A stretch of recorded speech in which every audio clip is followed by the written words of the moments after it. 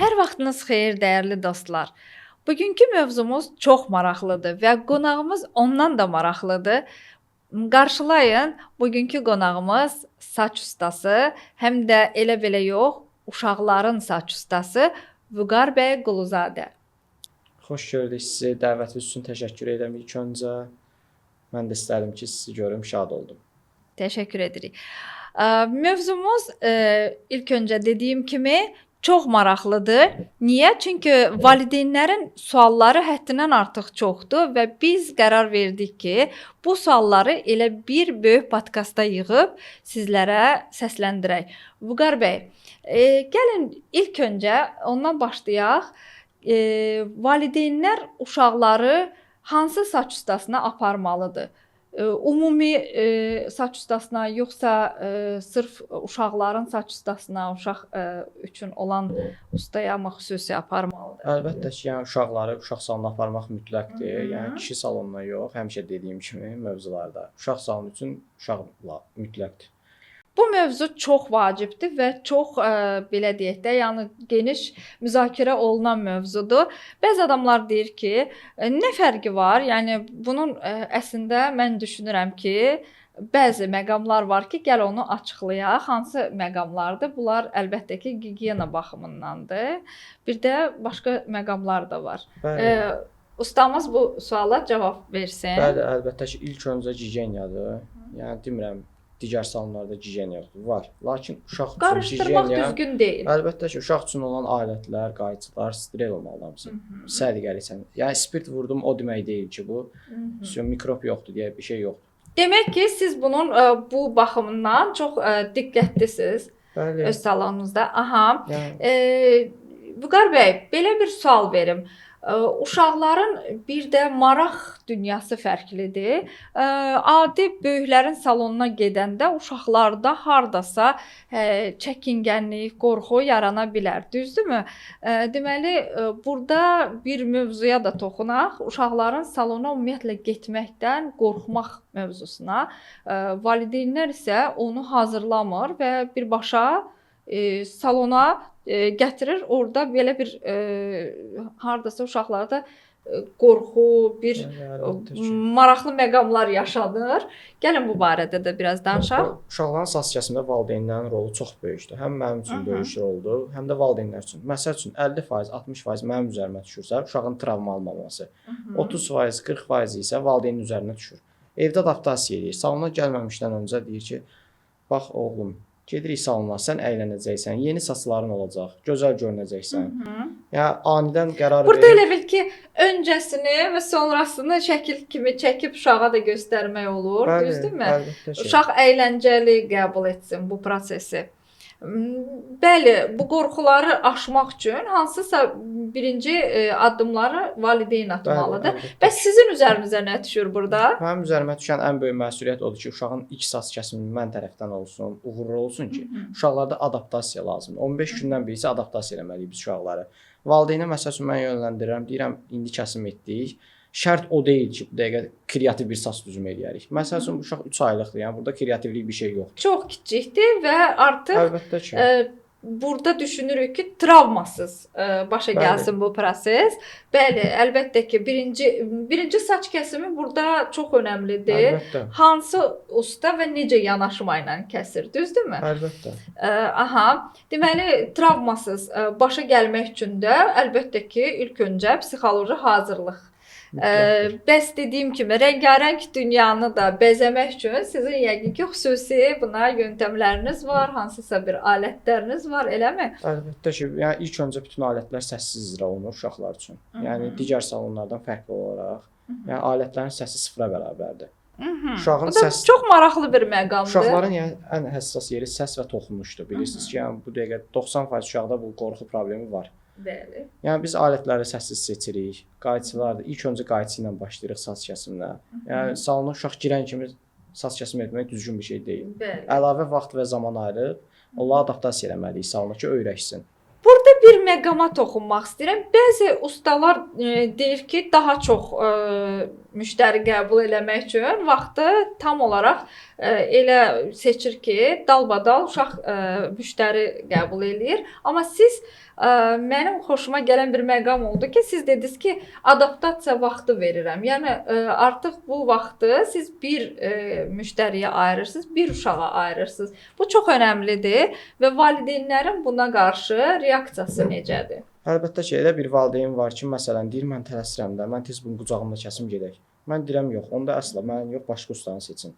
Aha, qucaqda saç kəsmək deyirsiniz Yox, olmaz. Düzgün deyil, əlbəttə ki, Düzgün yəni həm deyil. işləmək baxımından, həm uşağın daha elə bilir ki, hər dəfə özgüvəni itir. Ki, Mənim şəxsən belə bir təcrübəm olub və bu mənim üçün çox yaxşı sonuçlanmayıb. Əslində uşaq da belə narahat olmuşdu. Mənim çox əvvəl oğlumun saçını kəsdirəndə ilk əvvəl ən birinci saç kəsimlərində belə bir təcrübəmiz olmuşdu. Bir yerdə oturduq və heç xoşuma gəlmədi bu proses. Əlbəttə ki.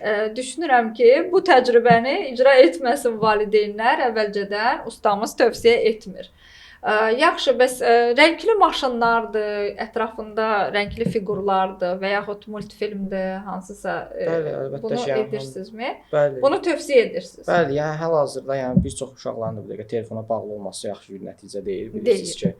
Yəni yenə də ən çətin momentdə hə multfilm açmaq olar, amma bacardığımız qədər uşağın usta ilə münasibəti daha düzgündür. Nəinki valideynin. Valideyn kənarda durub saç kəsim prosesini izləməyi daha gözəldir. O situasiyanı yaşasın valideyn kənardan. Mən tərəfdən yox. Valideyn mənim ətrafımda duranda daha da uşaq qucaq istəyir, nə başa düşür. Burada da kiçik yaşlı uşaqlardan söhbət edirik. Hər uşaqdakı, yəni valideyn üçün başa düşürəm, əzizdir. Amma yəni hər uşaq valideyn üçün 2 dəqiqədən bir qalxıb qucağa qaçmağı yaxşı bir göstərici deyil. Aha. Yəni valideynlərin çox müdaxilə etməsinin əleyhinəsiz. Bəli, deyirsiniz ki, valideyn tam olaraq sizə bu məsələni həvalə etsin, saç kəsimini və bu prosesi. Bir də burada etibar məsələsi var. Hər ustaya da etibar edilmir. Siz necə qazanmısınız bu etibarı? Bu etibar qazanmaq üçün əlbəttə ki, illərin təcrübəsi sözünü deyir. Aha, təcrübə əlbəttə ki. Əlbəttə ki, təcrübə çox önəmlidir burada. Uşaqla davranış, uşaqla əylənmək bu işin ən başlıca səbəbidir. Səbir, sevgi, inam. Əla. Bir də mən düşünürəm ki, sizin hardasa buna təcrübəniz belə deyək də niyə var? Çünki siz bunu daha çox araşdırıb və illər boyu sırf uşaqlara yönəlik hərəkətlər eləmisiniz ki, onu bir gündə əldə etmək olmur, bir nəyisə hardansa nəsə oxumaqla əldə edilmir, düzdürmü? Uşaqların üstündə təcrübə keçə-keçə görmüsünüz ki, psixoloji uşağa daha rahat olan nədir? Əlbəttə elə bir uşaq var ki, yəni bir sıxlığı, topluluğu sevmir. Elə uşaqlar var, hə, çoxluğu sevir. Elə uşaqlar var, yəni təkliyi sevir. Məsəl üçün salonda ondan başqa uşaq olanda adicə belə nəyinsə bölüşmək istəmir elə uşaqlar. Bəli, amma bəzi uşaqlar tam əksinə. Amma yəni məndə də daha çox bilirsiniz də, yəni çox xüsusi uşaqlardır, yəni autizmlər falanla çalışıram. Bəli, bunu da qeyd edək ki, bizim dəyərli saç ustamız həm də xüsusi uşaqlarla işləyir, autizmli və fərqli, yəni sindromlu uşaqlarla işləyir. Bu da mən düşünürəm ki, sizin işinizin ən çətin məqamıdır. Gəlin biraz bundan da danışaq. Bu barədə ən çətin deyərdim ki, uşaqlar yox, valideynlərdir. Həmişə ən başlıca səbəb valideynlərdir. Mənim uşağım autizmdir, salonu uçurdacaq, dağıdacaq. Belə bir ifadələrlə yazırlar, gəlirlər. Elə düşünürlər. Elə düşünürlər, amma onları öz-özünü qorxutmağı uşağa da mənfi enerji ötürməyi deməkdir. Autizm uşaqlar, yəni bilirsiniz ki, yəni bu xəstəlik deyil, amma bizim dövrdə bir xəstəlik deyirlər. Xeyr. Bu sadəcə xüsusi uşaqların öz dünyası olmağıdır. Yəni biz də onlar tərəfə baxmalıyıq ki, o nə istəyir, nə bacarır. Elə uşaqlar üçün də bəli, əlbəttə ki, tək saç kəsim problem deyil, bilirsiniz. Acı yemək belə dırnaqlarının tutulması belə problemdir. Mən saç kəsimi olaraq öhdəmə götürürəm bu barəsində. Amma bəzi nüanslar var ki, hə, orada ergoterapevtin uşağın üzərində çalışmağı daha gözəldir. Bəli, düşünürəm ki, xüsusi uşaqlarla elə xüsusi təlim almış insanlar, təcrübədən keçmiş insanlar məşğul olmalıdır. Siz də bu insanlardan birisiniz və artıq mən bildiyim qədərilə siz öz ixtisasınızda sözünü demiş ustalardan birisiz və sırf sizi belə uşaqların valideynləri axtarır. Yenə də deyirsiniz ki, həmin valideynlər belə deyək də çəkinməsin, panik edirlər. utanmasın. Yəni o bir xəstəlik deyil, daha da fərqlilikdir. Görürsüz əziz valideynlər, yəni gözəl bir məqama toxundu ustamız. Həqiqətən də uşaqlara da xüsusi yanaşmaq lazımdır, amma uşaqların hamısı elə xüsusi özəldirlər və bunu da qeyd eləyək. Belə bir sualım var. Hansı yaşdan uşaqlar, lap körpə uşaqlar gələ bilərmi sizin yanınıza? Bayaq da qeyd elədiniz ki, 3 aylıq uşaq belə gətirirlər. Qəbul edirəm 3 aylıq, 2 aylıq. Yəni mən də valideyn tövsiyə görürəm ki, yəni daha körpə vaxtlarından gətirin ki, öyrəşsin və ən əsası 15 gündən bir saç kəsmə adaptasiyası mütləqdir. 15 gündən bir. Elə uşaq var, heç vaxt ağlamır, üstündən bir müddət keçir, gəlir salonu ilk dəfə gördüyü kimi görmür. Başlayır daha da əksinə olur hər şey. Yəni daha sıx-sıx gətiriləndə uşaq daha da tez öyrəşir. Bəli, əlbəttə ki, amma gözləyim 2 ay, 3 ay, 4 ay. Bunun saçı gec uzanır, yox. Bir də bilirsiniz ki, ən gözəl ergoterapevtlərdən də biri Bakıda belə deyim, Baby Shark Tamela xanımın mərkəzidir. Yəni bu reklam xarakterli yox. Yəni həqiqətən orada mən bilirəm ki, ustamız o mərkəzlə əməkdaşlıq edir. Ona görə elə bildiyi mərkəzi tövsiyə edir. Bəli. Əlbəttə ki, yəni bunu reklam xarakteri demirəm. Həqiqətən dəcəl uşaqların, yəni enerjilərinin sonlandığı bir mərkəz oradır. Həla. Aha, gözəl. Deməli, bu təcrübəni də qeyd eləyək ki, siz başqa belə mərkəzlərlə də çalışmağa hazır bir ustasınız. Mərkəzlərə də buradan səslənirəm. Yəni hər saç ustası sizə bu belə deyək də bu xidməti təklif eləmir. Amma Vüqar bəy xüsusi uşaqlarla çox işlədiyinə görə çox gözəl bir yol seçib özünə. Həqiqətən də yəni bütün uşaqlarla çalışır, amma özəl uşaqlarla, xüsusi uşaqlarla daha belə gözəl dil tapa bilir. Çünki Vüqar bəy özü araşdırıb, araşdırmacı və hardasa psixologiyanı bilən insan kimi bu mövzuya hakimdir. Vüqar bəy, bəs belə bir sualım var. Atalarla gəlsə yaxşıdır uşaqlar, yoxsa analarla? Valideynlərdən arasında fərq qoysaq, analar daha həssas olur uşaqlarının saçına. Atalardan olsa düşək binanın altında 2 dəqiqə saçımızı kəsdirək, çıxaq gedək. İkimiz bir arada tez bazar. Yəni bu da ki, ən çox mövzuda analar həssasdır. Analarla gəlməyə daha uyğundur, nəinki atalarla. Amma deyirsiniz ki, analar da panik edirlər. Biraz bu barədə analar özlərini hazırlasalar daha yaxşı olar. Əlbəttə ki, prosta mənə neçə illərdir seçən valideynlər var ki, analardır, yəni gəlir çox rahat. Belə bir sual verim. Deyirsiniz ki, neçə illərdir seçən valideynlər var. Valideynlər adətən belə mövzularda çox həssasdırlar və sadiq qalırlar. Bir ustanı bəyəndilərsə və yaxud bir yerə getdilərsə, həkim olsun və başqa yer olsun, uşaqlar üçün əlbəttə nəzərdə tuturam. Həmin ustada qalırlar adətən. Bir-birlərinə də tövsiyə edirlər. Adətən sizin müştəriləriniz, mən düşünürəm ki, bir-birlərinə çox tövsiyə edirlər. Sizin də elə müştəri bazanız belə toplanır, düzdürmü? Yəni bu ixtisas belədir ki, siz gedib çıxıb hardasa nəsə özünüzü reklam etsəniz, o qədər fayda verməyəcək, nəinki bir-birinə valideynlər. Şəffaf reklam daha gözəldir, nəinki sosial üzərində. Düzdür, sosial üzərində reklamlar günümüzün ən yüksək gedən bir öndə olan hissəsidir. Bəli, bunsuz olmur. Amma valideynləri bilirsiniz ki, analar qrupu deyilən bir şey var. Bəli. Sinifdə, bağçada anaların məsələn bir ustanın kiməsə tövsiyə görməyə, artıq sənə bir 10 müştəri, real müştəri ötürür. O xoşuna gəlir deyə ötürür. Yəni valideynlər bilirsiniz də, yəni analarda bir xüsusiyyət var. Bəyənməsə bəyənmir. Amma atalar elə deyil. Bəyənməsə də yaxşı. Belə bir maraqlı bir sual verim. Bəyənməyən olubmu? Nəyə görə və nə səbəbə görə bəyənməyən olub sizin əl işiniz? Əlbəttə ki, hamını sevə bilməz. Mən onu həmişə demişəm. Yəni elə bir şey ola bilər ki, məndə onu tapmaya bilər valideyn. Məsələn, nə baxımdan? Olar ki, mən bir uşağın nazını çox çəkirəm, vaxt çox gedir. Elə valideyn var ki, sıxılır, deyir tez olsun. Aha, öz uşağına qarşı, yəni tez olsun, mən tələsirəm. Belə olur, hə. Və deyir ki, məsələn, tez bazarda necə gəldi, axı uşaqdır bu. Yaxşı, bəs uşaqların o fiqurlar eləyirlər oğlan uşaqlarına, saçlarında. Bunu hansı yaşdan tövsiyə edirsiniz? Mən körpə uşaqlara tövsiyə görmürəm ki, valideynlər tərəfindən o risunkalar elətdirsin. Yəni körpədir, məsələn, uşaq gətirirlər 1 yaşı var və yaxud 5 aylıqdır deyir, nəsə bir xırda bir şey də olsa eləyə yad günüdür. O uşaq başa düşmür onsuz da bunu və travma verir. Əlbəttə ki, yəni uşaq onu başa düşmür. Uşaqlarda o yaşda həssaslıq daha çox öndə olur.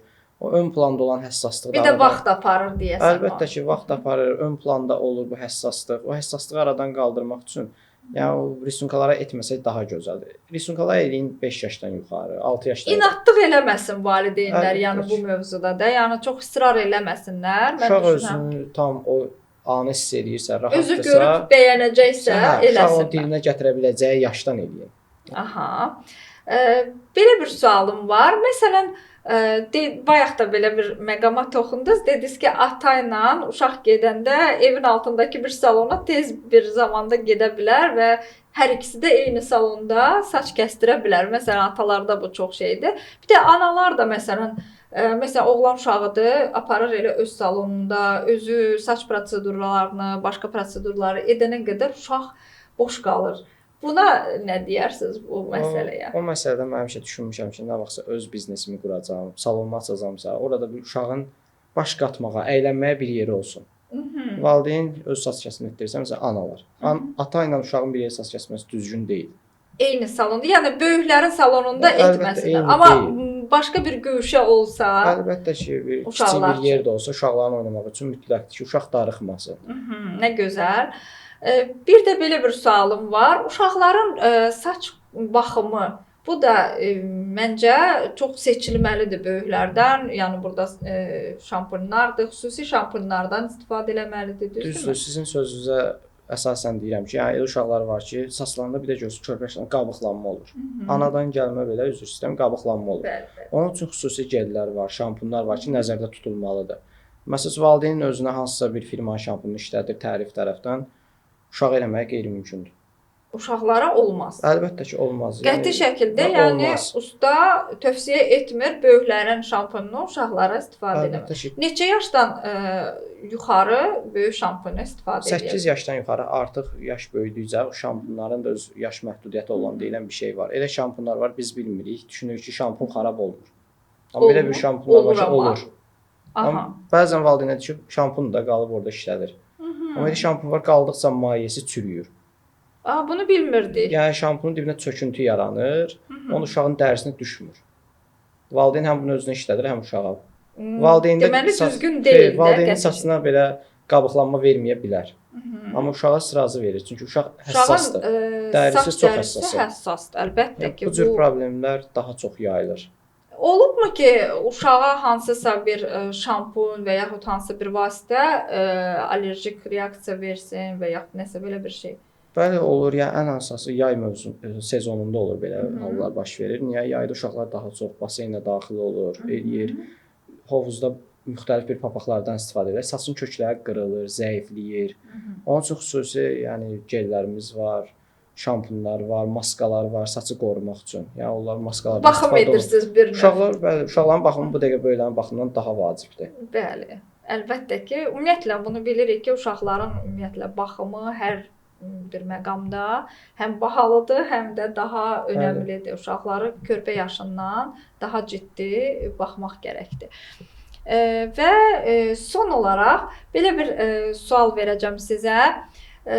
Sizin bu verilişimizə də baxanda inşallah həmkarlarınız bəlkə ilhamlandı və dedi ki, mən də məsələn daha çətin uşaqlarla işləməyə, xüsusi yaş kateqoriyasında, xüsusi qrup uşaqlarla, həssas qrup uşaqlarla işləmək istəyən ustalara nə tövsiyə eləyərsiniz? Mən də sevinərəm ilkin öncə bu işin gedişatına. Mən özüm də yəni sevinirəm, köməkdə olaram hətta. Amma yəni bilim ki, bunu saf ürəkdən və pul xatirinə yox, sevərək bu işi görəcəksə, əlbəttə ki, mən də köməyəm. Özünüz bəs bu yola necə gəlmisiniz? Yəni hal-hazırda belə deyim, bu bir sevgi.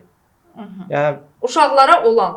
Əlbəttə ki, yəni 21-ci əsrdə ağ xalatlı daydayların, bərbərxanların dövrü deyil. Deyil. Aha, qəti şəkildə. İndi hər şey dəyişir. Əlbəttə ki, günü-gündən, saat-ba-saat hər şey dəyişir. Real. Məsələn, 10 ildən sonra mən yox, başqa bir usta yetişəcək. O da mənə baxıb mənim eləmədiyim bir şeylər eləyəcək. Fərqliliklər. Şablonlar yox. Bundan belə nəticəyə gəlirəm ki, siz elə fərqlilik axtarışındaydınız və düşünürəm ki, sizin tövsiyəniz də elə insanlara Əlbəttə. fərqlilik axtarsınlar. Şablon nüanslarımız var ki, onlara yol verməyək. Şablonlardan çıxaq. Əlbəttə uşaq da deyib, bir damcı üzr istəyirəm deyir, bir damcı baş quruluşu var, kəsib yola verin, tez bazar gedək dövrə. Elə olmasın. Xeyr, ən böyük travma elə belə bir səbəblərdən yaranır. Belə bir sual verim. Sizin karyeranız dövründə heç olubmu ki, uşaqlara hansısa xəsarət yetirəsiz, travma yetirəsiz? Olubmu elə bir şey? Çox şükür Allah, hələ ki o bir nüansla, situasiya ilə rastlaşmamışam. Yəni istəmirəm də ki, yəni bundan sonra rastlaşım. Amma mən düşünürəm ki, o, yəni sizdən asılı olmaya da bilər. Bəli. O uşaq məsələn dəcəllik eləyər, bir yerdə oturmaz. Hansısa bir balaca kəsər. Qaçılmaz bir faktdır ki, hamının başına gələ Ola bilər. Yəni ola bilər. Yəni bu ehtiyatsızlıqdır. Heç kim heç nədən sığortalanmayıb. Hə, belə bir situasiya sizin başınıza gəlsə, burada necə Bu çıxardınız? situasiya başıma gəlsə ilk öncə peşmançılıq hissi yaşayaram. Ən başlıca Allah səbəbi. verməsə. Amin. Aha. Çalışıram ki, o situasiyadan rast gəlməyim. Ona görə deyirəm ki, valideynlər uşaqları qucağında saxlamasın və yaxud 2 dəqiqədən bir yaxınlaşmasın uşağa. Çünki uşaq riskli ani qərarlar verir həmişə.